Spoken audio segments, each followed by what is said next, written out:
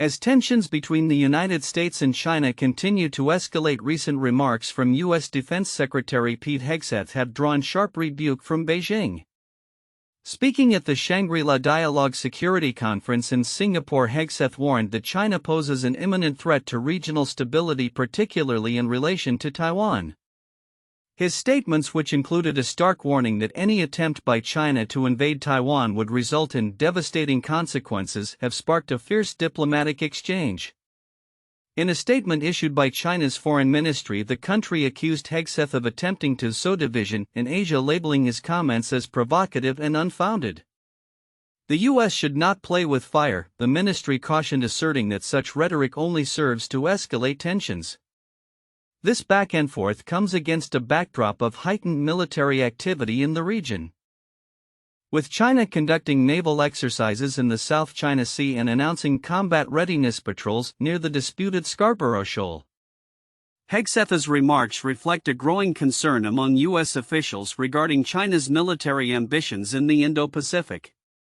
He emphasized that Beijing is credibly preparing to potentially use military force to alter the balance of power in the region, a sentiment echoed by allies such as Australia.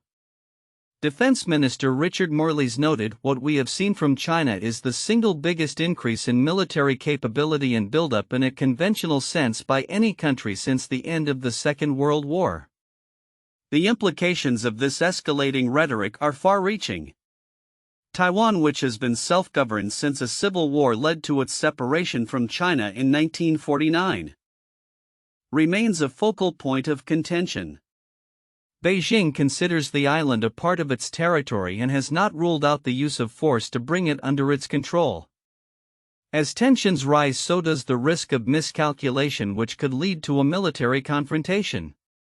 Moreover, the current geopolitical climate is further complicated by an ongoing trade war between the U.S. and China.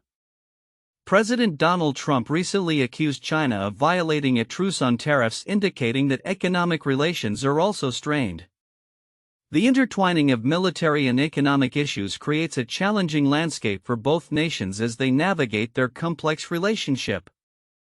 In a separate but equally critical commentary on U.S. policies, J.P. Morgan Chase CEO Jamie Dimon recently expressed concern that the greatest threat to the U.S. may not be external adversaries like China but rather internal mismanagement.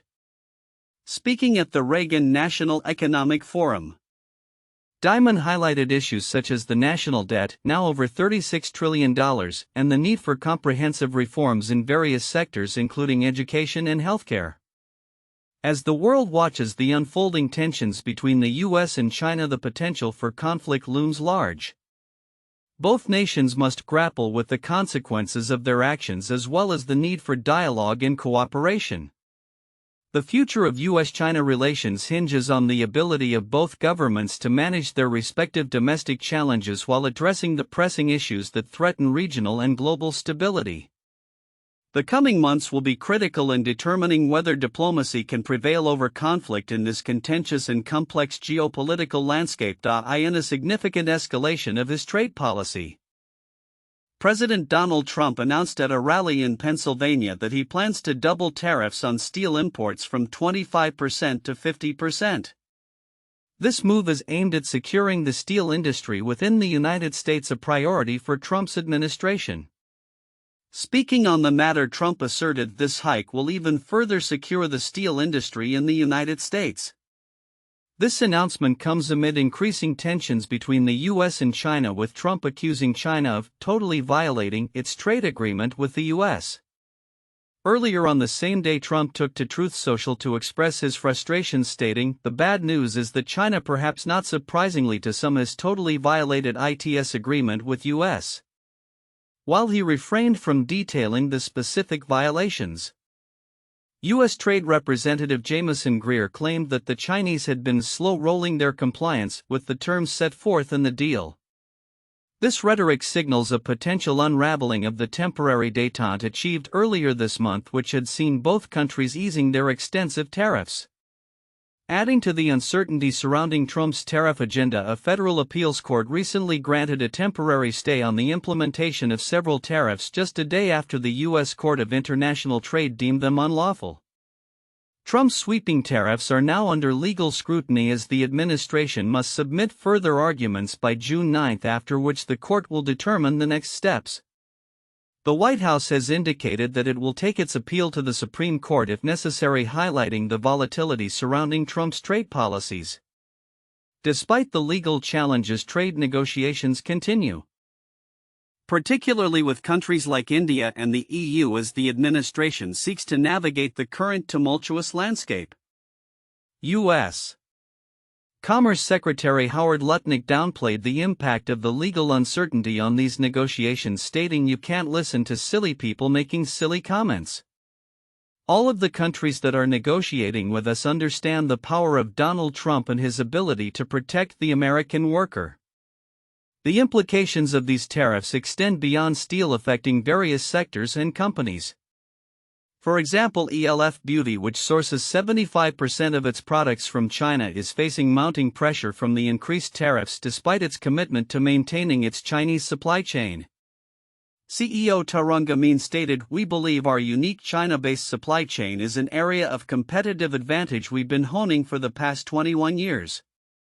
Meanwhile, other companies like Gap and AutoZone are bracing for significant financial impacts due to the tariffs, with Gap estimating an additional $300 million in costs this year alone.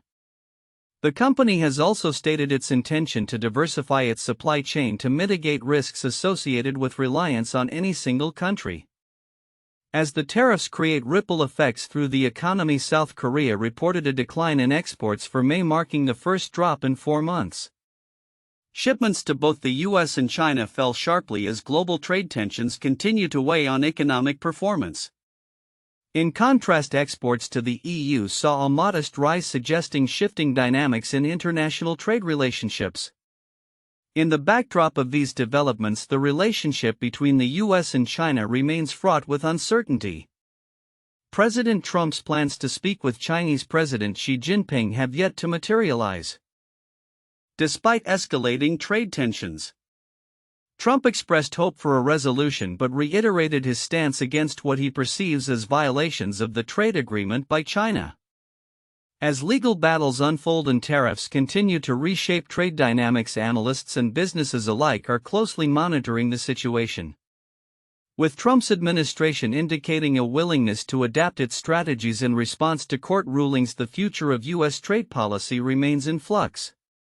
The ongoing developments will likely have far-reaching implications not just for American businesses but for global trade as a whole. In an increasingly tense geopolitical landscape, the United States and China are locked in a battle of words and military posturing, particularly regarding Taiwan. This simmering conflict reached a boiling point at the Shangri-La Dialogue Defense Conference in Singapore, where U.S. Secretary of Defense Pete Hegseth delivered a stark warning about China's intentions in the region. He characterized Beijing as posing an imminent threat to Taiwan, urging Asian nations to bolster their defense capabilities in response to what he described as aggressive military preparations by China.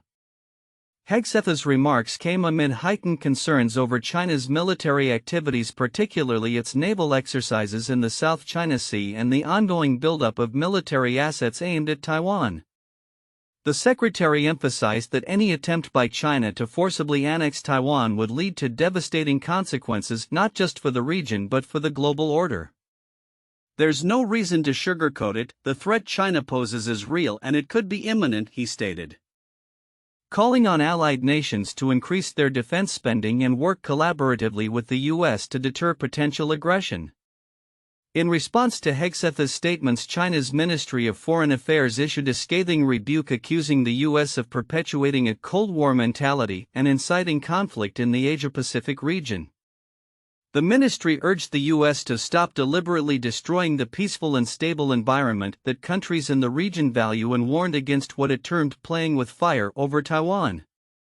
Beijing has long maintained that Taiwan is a breakaway province that must eventually be reunified with the mainland by force if necessary.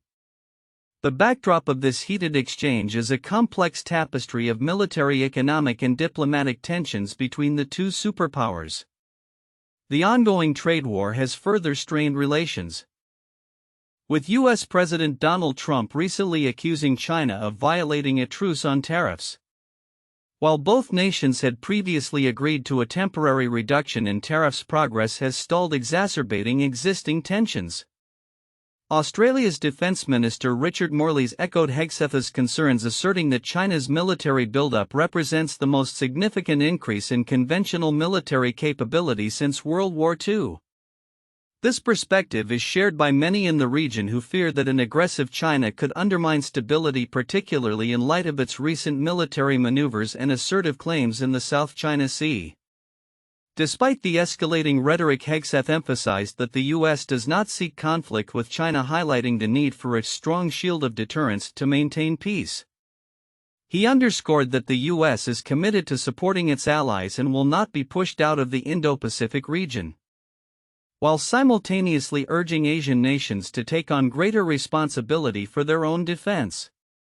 As the dialogue unfolded, China's decision to send a lower-level delegation to the conference and forego a scheduled address further signaled its discontent with U.S. actions. Analysts view this as a strategic move by Beijing to downplay its military ambitions while simultaneously criticizing U.S. involvement in regional security matters. Looking ahead, the potential for conflict over Taiwan remains a critical concern for global stability.